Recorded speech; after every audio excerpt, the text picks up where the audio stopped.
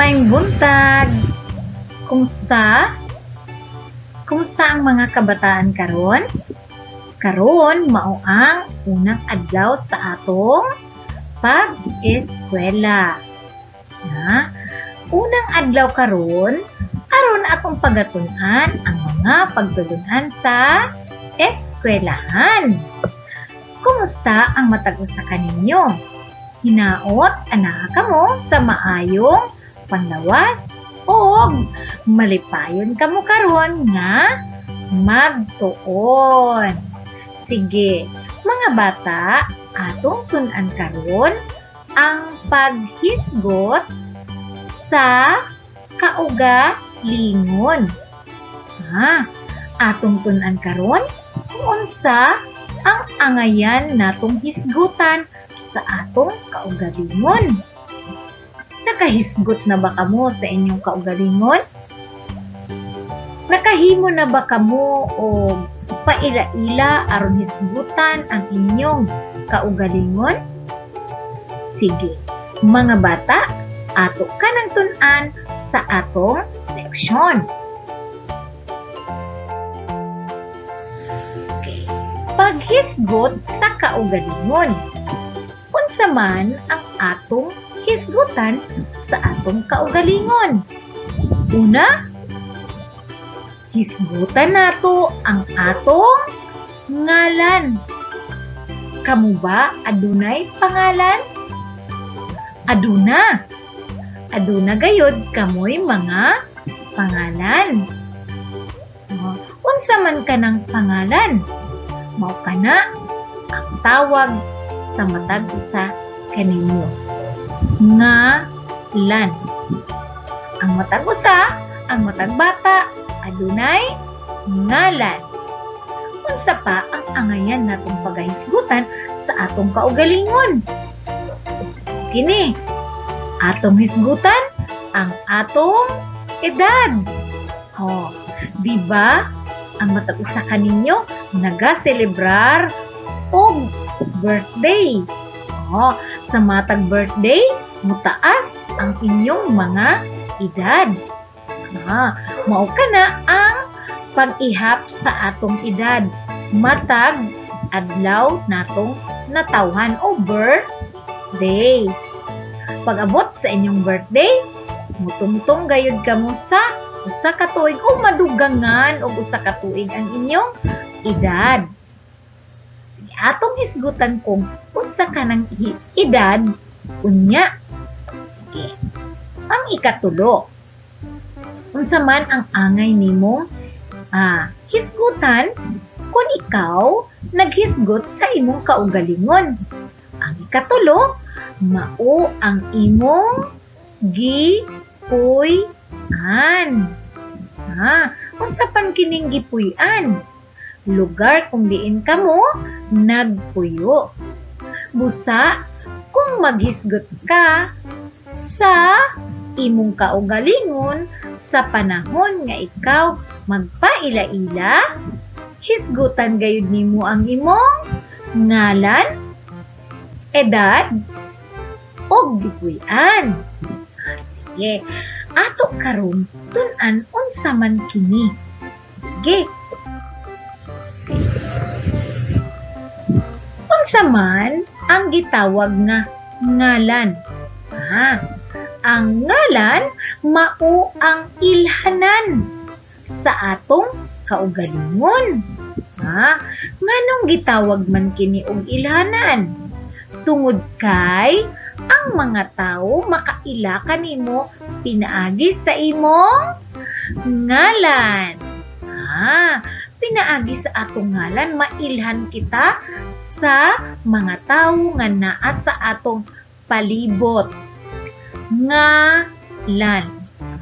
Ngalan mao kana ang tawag sa mga tawo kanimo. Matag usa ka nato adunay pangalan. Mga bata, nakabalo ba mo kung unsa ang akong pangalan? Ako si Helen M. Buhiling, ang inyong magtutudlo. O di ba? Bisan ako adunay pangalan, ngalan. Sige. Ikaduha, mao ang edad. Unsa man kining edad? Ang edad mao ang katuigan gikan sa imong pagkahimugso o gikan sa imong pag-anak hangtod karon.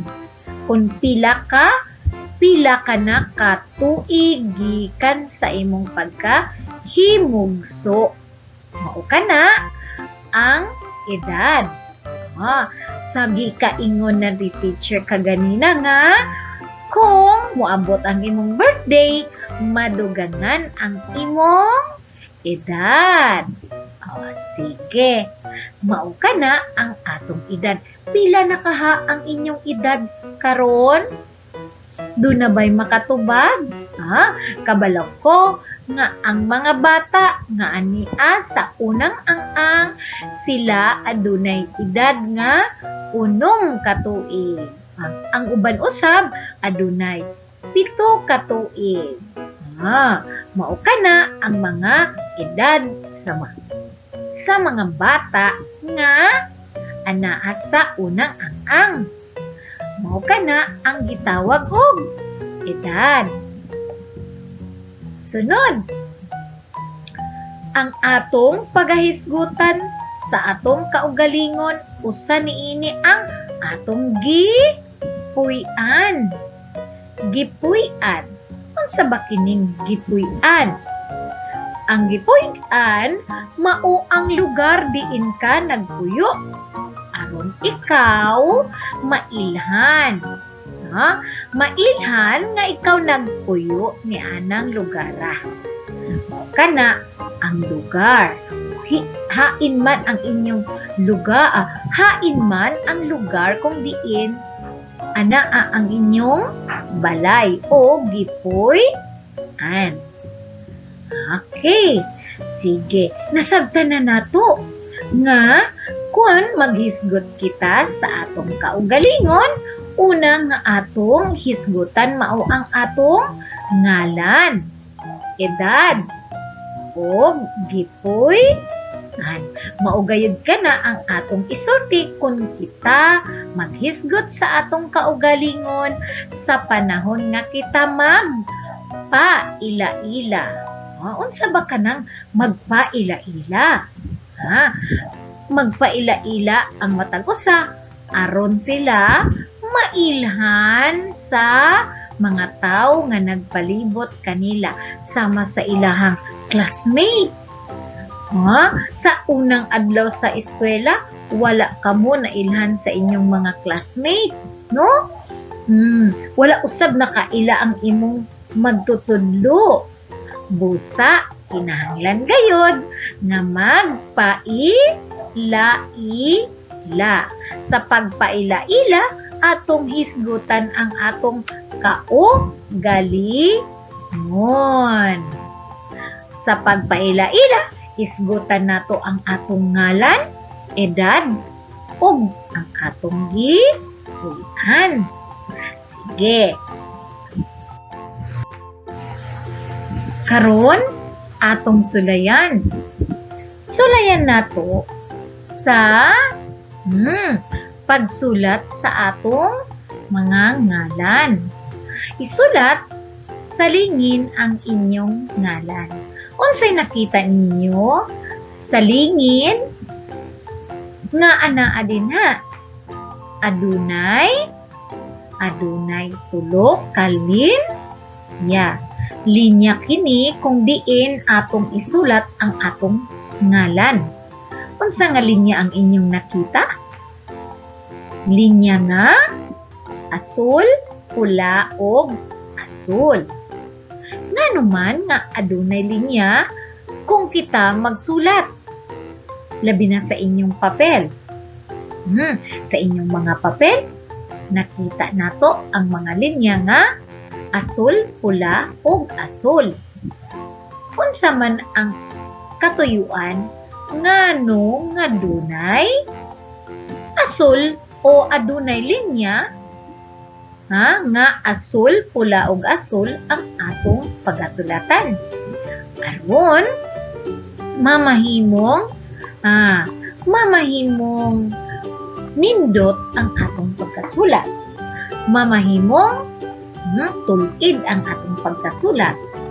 Ug mamahimong nindot ug limpyo. Sige, piman ininyo kana mga bata. Kung kamo magsulat sa usa ka papel, kinahanglan nga tan-awon ug subayon gayud ang linya. Akong ipakita kaninyo giunsa pagsulat sa ngalan sa tao o bata ang maong linya. Unsa ang inyong nakita? Ang ngalan nga atong makita dinhi nga nakasulat kay Mara L. Santos. Unsay atong nakitaan dinhi? Nakita nato nga ang unang titik o unang letra kay nagsugod sa dako nga letra. Ug ang iyahang apelyido nagsugod usab sa dako nga letra. Ug ang iyang middle name nakasulat kini sa dako nga letra.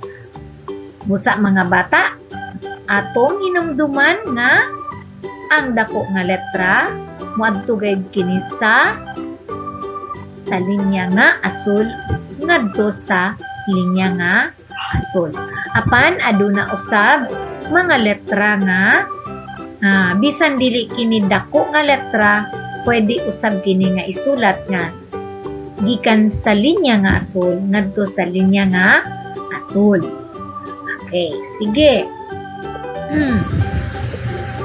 Karon ani apa? Isulat sa sulod sa bituon ang imong edad. Sige daw, pila kaha, unsa kaha ang imong edad? Sa gikaingon ko na, ang mga bata nga anaa sa unang ang adunay unom ka tuig, undi kaha, pito ka tuig. Busa, sa pagsulat nato nini, isulat ang numero nga unom. Unom nako katuig. Ani apa? Isulat sa sulod sa kahon ang imong Pinoy-anan. Hain ka man nagpuyo. Unsa nga lugar ang imong gipuy-an? Muingon gayud siya kung magisgot sa iyang gipuy-an. Mingon siya, nagpuyo ako sa pananglita, nagpuyo sa Matina, Davao City. Nagpuyo ako sa Matina, Aplaya, Davao City. Aduna usab ang uban kung sila nagpuyo sa Matina Pangi, muingon sila, nagpuyo ako sa Matina Pangi, Davao City. Aduna usab uban nga moingon, nagpuyo ako sa Bangkal, Davao City. Mao kana ang pananglitan sa mga lugar kung diin ka mo nagpuyo. Apan tan-awan ninyo ang iyang gisulat dinhi. Nagpuyo ako sa Matina, Davao City. Tan-awa usab ninyo ang pagkasulat sa ngalan sa lugar.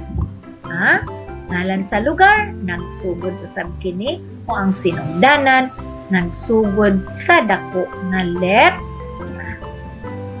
Okay. Nasulayan na ba nimo o ninyo ang pagpaila-ila? Nasulayan na ba ninyo nga ipaila-ila ang inyong kaugalingon? Sa gikaingon na ni teacher sa unahan na ang pagpaila-ila mao ang paghisgot sa kaugalingon. Sige. Tan-awan ninyo kini. Unang adlaw ka na sa eskwela. Busa nagpaila-ila ang matag usa. Okay, tan-awa. Ang lalaki niingon, Unsa kahay kamo ba adunay kasinatian sa pagpaila-ila? Unsay imong kasinatian sa unang adlaw? Nagpaila-ila ka ba? Karon atong tun-an unsaon pagpaila-ila pinaagi sa duha ka bata nga nagpaila-ila sa ilang kaugalingon ngadto sa iyahang classmate. Sige. Una, niingon siya, "Kumusta? Unsa imong ngalan?" Nitubag usab ang batang babay, "Ako si Mara Santos." "Pila imong edad?" Tubag, ningon siya, "Unong katuig na ko." "Asa ka nagpuyo?" Ang tubag, "Nagpuyo ako sa Matina, Davao City." Ang gibuhat sa duha ka bata mao ang nagpaila-ila. Aron atong mailhan ang usa ka tawo, ang atong classmate o ang atong mga nakita o tagbo nga mga tao, kinahanglan gayud nga magpaila-ila. Sa pagpaila-ila, hisgutan nato ang atong kaugalingon, pinaagi sa pagsulti sa atong ngalan, atong edad, ug ang lugar diin kita nagpuyo o ang atong gipuy-an. Sunod, adunay buluhaton dinhi nga angayan natong tubagon. Kung kabalo kamo nga motubag niini, isulat kini sa inyong papel. Aduna ba kamoy papel? Sige, kuha kini lapis ug papel. Kunya pagkahuman inyo kining picturean o kuhaan og hulagway ug ipadala sa atong classroom.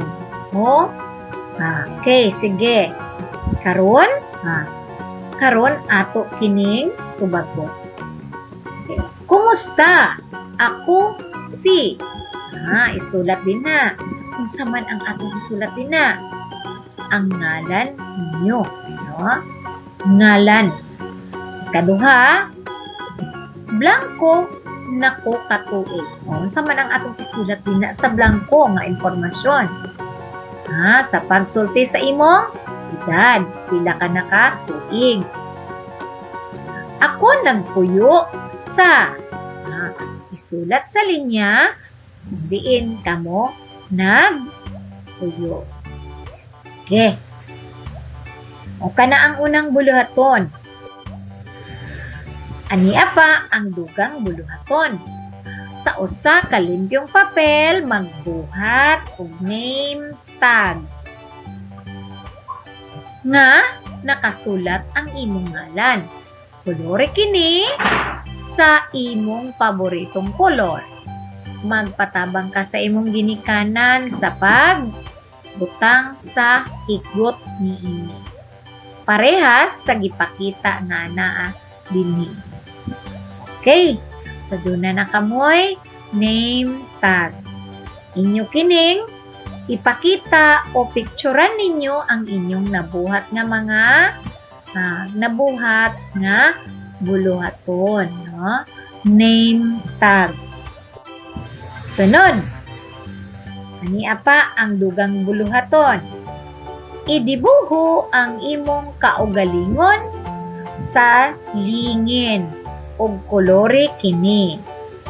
Isulat ang imong ngalan sa ubos nga bahin sa hulagway nga imong nahimo.